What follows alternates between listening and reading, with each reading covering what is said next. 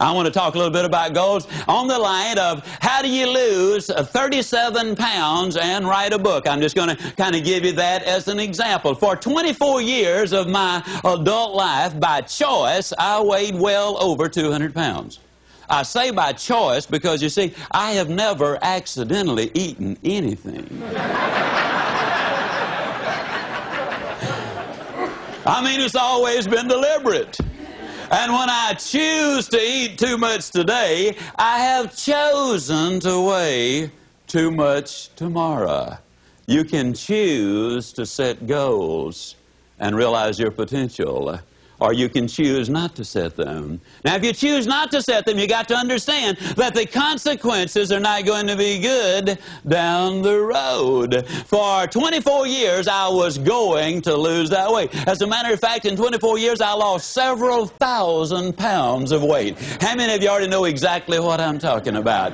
But it wasn't until I wrote it down, put a date on it, listed the obstacles I had to overcome, identified the people, the groups, the organizations I needed to work with, spelled out a plan of action, set that time limit in there, and identified all of the benefits to me. It was only when I did that that the goal became a reality, and I lost the weight. For 10 or 15 years, I was going to write a book. You know anybody who's going to do just a whole lot of things, folks? I was going to write a book. But it wasn't until I got busy writing the book and writing the plans first before the book ever materialized.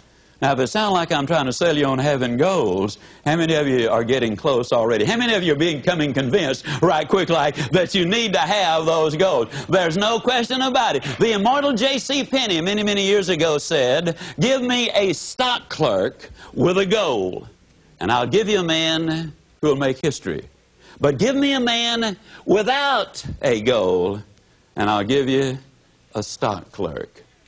Now, the interesting thing is goals do not care who has them. Let me give you a classic example of the way they work. In 1950, a war-torn, devastated Japan, a nation which had lost an incredibly high percentage of its young men. Their cities were in ruins. They had been bombed out. But in 1950, they got together. They, meaning industry and government, got together and set a goal. The goal was we're going to be the #1 nation in the world during the 1950s in the production of textiles.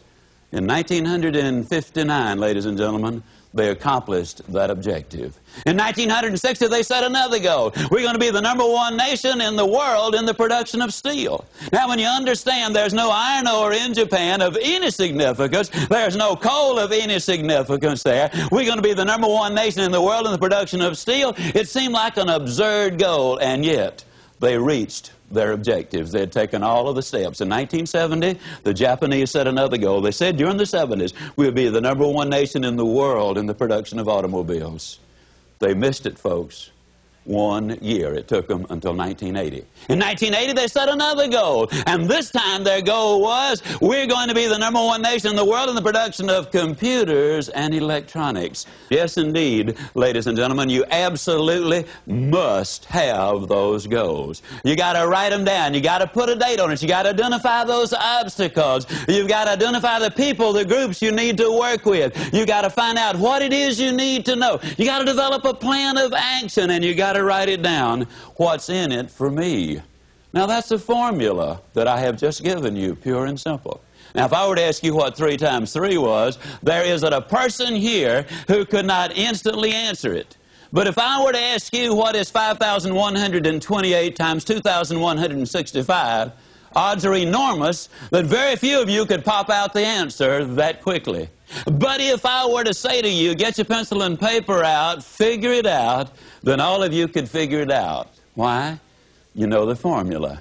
Now, you see, if you know the formula, it really doesn't make any difference, ladies and gentlemen, what the goal really is. When I started to write the book, I took precisely the same steps that I'm talking about. I wrote down the objective. I wrote down the time I completed or expected to complete the book. I identified the obstacles there. And yes, I know this is repetitious. It's the mother of learning. I wrote out and identified the people, the groups, the organizations I needed to work with. I devised a plan of action to do it. I spelled out what I needed to know, and I wrote it all down, what's in it for me.